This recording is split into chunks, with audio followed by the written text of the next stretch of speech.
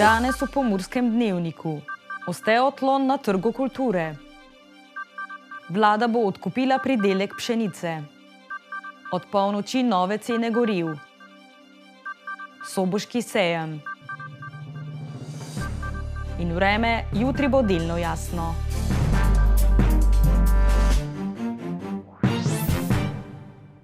Spoštovane gledalke, cenjeni gledalci, lepo pozdravljeni in dobrodošli v Pomurskem dnevniku. Večkrat slišimo, da je osteoporoza tihi ubijalec, saj poteka nemo in brez opozoril. Večina bolnikov ne ve, da jo ima, vsaj dokler ne pride do zloma kosti. In ravno v ta namen se je danes na Trgu kulture v Murski Soboti izvedel osteotlon. Prekmursko osteološko društvo je s svojimi stojnicami in programom poskrbelo za pravo ozaveščenost o bolezni.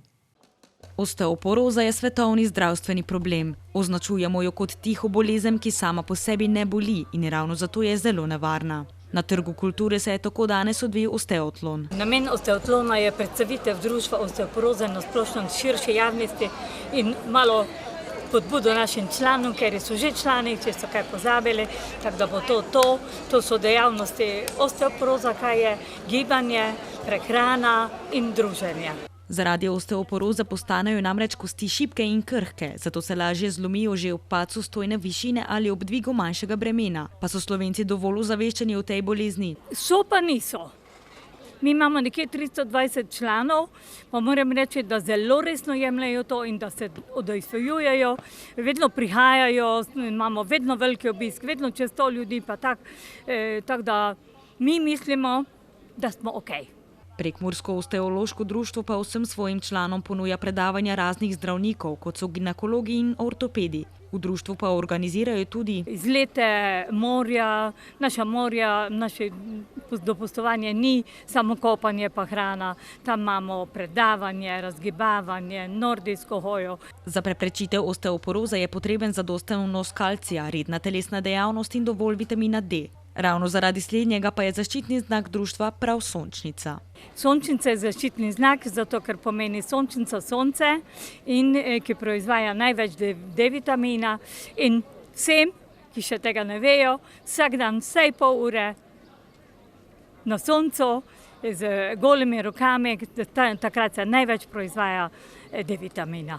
Tudi če je fejs sonce, pol ure pa 20 minut, nič ni škodljivo. Dogodek je z glasbeno spremljavo popestrila družina Kuzma. S svojimi stojnicami so bili prisotni tudi razni pridelovalci in predelovalci zdrave hrane. Svojo stojnico pa ni manjkala niti srednja zdravstvena šola Murska Sobota. Merimo krvni tlak obiskovalcem, merimo tudi saturacijo z pulznim oksimetrom. Saturacija je koliko kisika je v krvi. Potem tudi izvajamo bazalno stimulacijo s pomočjo masaže dlani. To pomeni, da stimuliramo možgane, da se te možganski centri med sabo povežejo. Pred njihovo stojnico je bilo tako moč opaziti več obiskovalcev, ki so si želeli izmeriti krvni tlak. Dejansko pridejo sami, ko vidijo, da merimo krvni tlak, ponavadi povejo, jaz bi tudi, da me izmerite krvni tlak, dolgo še že nisem meril, potem vidijo, ja, ponavadi sem imel večjega, zdaj imam manjšega, tudi dostikrat povejo, da že kakšne tablete jemljajo, pa da je za idealen, tako da se kar sami odzove in kar v velikem številu. Spet drugi so se odločili za sprostitev ob masaži rok. To je ena vrsta bazalna stimulacija, kot sem že povedala, in pomembno je, da se vsi možganski centri med sabo povežejo. Tudi lepo je, nekomu paše, udobno je, in tudi roke postanejo mehke. Imamo tudi takšna fajna olja, ki fajn lepo dišijo in še tako bolj vplivajo na same ljudi. Čeprav je bilo na trgu precej vroče, se je pred stojnicami nabralo večje število ljudi, ki so si prišli izmeriti pritisk, poslušati glasbo ali pa se enostavno raztezniti med krajšo telovadbo. Predsednik vlade Robert Golob in ministrica za kmetijstvo, gozdarstvo in prehrano Irena Šinko sta predstavila ukrepe za blažitev prehranske draginje. Vlada bo tako kmetom namenila 22 milijonov evrov pomoči, odkupila pa bo tudi letošnji pridelek pšenice. Vlada je sprejela odločitev, da bo slovenskim kmetom namenila nekaj več kot 22 milijonov evrov za različne namene.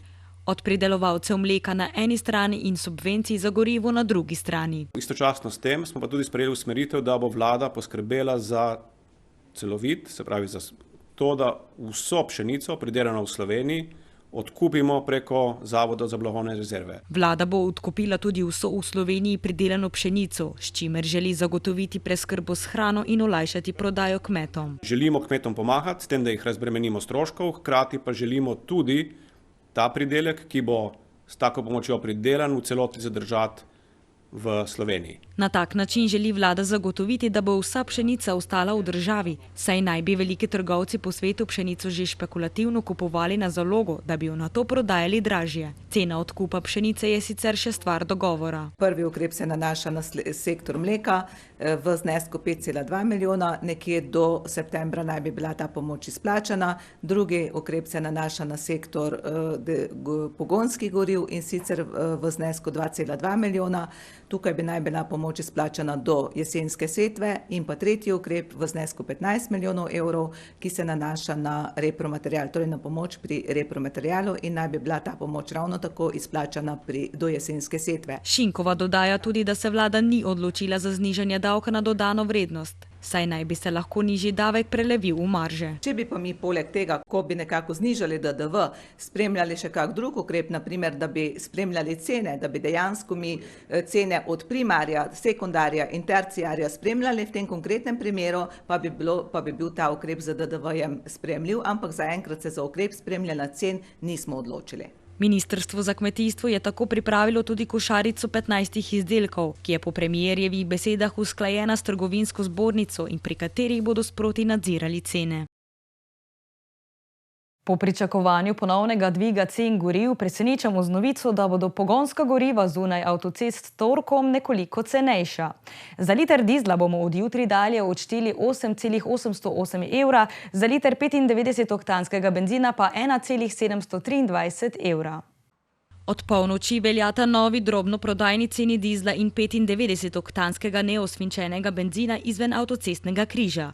Za liter dizla bomo tako od torka dalje odšteli 1,808 evra, za liter 95-oktanskega benzina pa 1,723 evra. Cene pogonskih goriv na benzinskih servisih na površinah avtocest in hitrih cest se še naprej oblikujejo prosto na trgu oziroma jih trgovci določajo sami. Ob tem so iz vlade sporočili, da se bosta ceni dizla in benzina izračunavali na podlagi metodologije, ki temelji na gibanju cen naftnih derivatov na svetovnem trgu in gibanju tečaja ameriški dolar-evro. Modelske cene se izračunavajo na podlagi 14-dnevnih povprečij cen mineralnih naftnih derivatov, kamor spadata 95-oktanski benzin in osnovno dizelsko gorivo brez dodatkov. Na današnji prvi ponedeljek v juliju je na Zvezni ulici v Murski Soboti potekal tradicionalni kramarski sejem. Sejem je ponujal vse, od suhe robe, sveč, medenjakov pa do zaves in oblačil, spodnjega perila, čevljev in medu. Na Zvezni ulici v Murski Soboti je danes mrgolelo stojnic. Na sejmu pa ni mrgolelo obiskovalcev, saj je živo srebro v opoldanskem času naraslo kar do 31 stopinj Celzija. Vroče je, da je za biti dosta. Vseeno pa smo pred kamero uspeli ujeti nekaj obiskovalcev, ki so med vsemi ponudniki našli nekaj tudi zase. Ja, v redu, jaz sem zadovoljen. Da je bilo tako 2 leti nič ni. Nekaj denarja še imam, pa bi radi potrošili.